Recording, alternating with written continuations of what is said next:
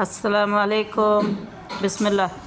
வாங்க, இங்கே பாருங்கள், இறால் கறி, முருங்கைக்காய் இறால் போட்டு ஒரு குழம்பு. இங்கே வந்து புதினா சட்னி இருக்குது, இங்கே அவிச்ச முட்டை இருக்குது, இங்கே இறால் இருக்குது, இங்கே பப்பாளி பழம் இங்கே இருக்குது. அப்புறம் வந்து இங்கே பாருங்கள், மோரில் கருவேப்பிலையும் இஞ்சியும் போட்டு உப்பு போட்டு அரைச்சி வச்சுருக்குறோம். உடம்புக்கு குளிர்ச்சி, ஏன்னா இப்போ அடிக்கிற வெயிலுக்கு. அதே மாதிரி புதினா சட்னிக்கு வந்து தேவையான பொருள் என்னென்ன தெரியுங்களா? கொஞ்சம் வெங்காயம், ஒரு துண்டு இஞ்சி, அப்புறம் கொஞ்சம் தேங்காய், கொத்தமல்லி தழை, கருவேப்பிலை, புதினா. அப்புறம் நான் ஆலிவ் ஆயிலில் ஊற்றி தான் அரைச்சிருக்கிறேன். ஆலிவ் ஆயிலில் ஊற்றி அரைச்சோமா நமக்கு ஒரு மாதம்னாலே அப்படியே இருக்கும், கலர் மாறாமல் இதே மாதிரியே இருக்கும், கெட்டும் போகாது. தண்ணி ஊற்றி அரைச்சோமா ஒரு 2 நாள் வைக்கலாம், 3 நாள் வைக்கலாம். அதுக்கப்புறம் விட்டால் தண்ணி விட்டுரும். நீங்களும் அரைச்சி பாருங்கள். தேவையான அளவு உப்பு போட்டுக்கோங்க. உங்களுக்கு காரம், உங்களுக்கு தேவை அளவு காரம். வாங்க, பிஸ்மில்லா, சாப்பிட்லாம். பாருங்க,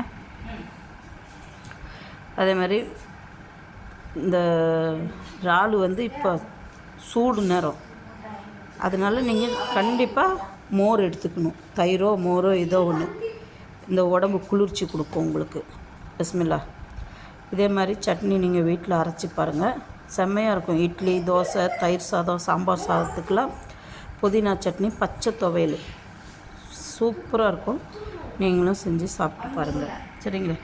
இது வந்து பப்பாயா எதுக்குன்னா, நம்ம சாப்பிட்ட பிற்பாடு 2 துண்டு சாப்பிட்டோமா நம்ம உடம்புல இருக்கிற கெட்ட கொழுப்பு போயிட்டு நல்ல கொழுப்பு மட்டும் நம்ம உடம்புல நிற்கும். அதுக்காக பப்பாயா.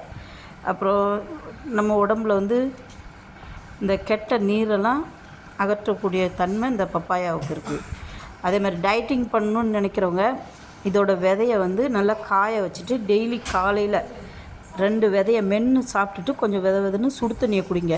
இல்லை உங்களுக்கு மென்று சாப்பிட்றப்போ கசப்பாக இருக்குதுன்னா நீங்கள் என்ன பண்ணுங்கள், பொடி பண்ணி வச்சுக்கிட்டு கொஞ்சம் தேனில் குழப்பி சாப்பிடுங்க.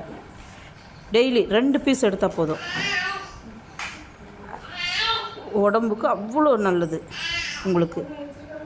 பார்த்தீங்களா? வாங்க, பிஸ்மில்லா, சாப்பிட்லாம். நான் பப்பாயா விதை நான் சாப்பிடுவேன். டெய்லி 2 பீஸ் காய வச்சுட்டோன்னு வச்சுக்கோங்களேன். டெய்லி 2 பீஸ் எடுத்து, மிளகு மாதிரி தான் இருக்கும், லைட்டாக கொஞ்சம் கசக்கும். வாங்க, பிடிச்சிருந்தா மிக்சிங் சேனலுக்கு ஷேர் பண்ணுங்கள், சப்ஸ்கிரைப் பண்ணுங்கள், மறந்துடாதீங்க.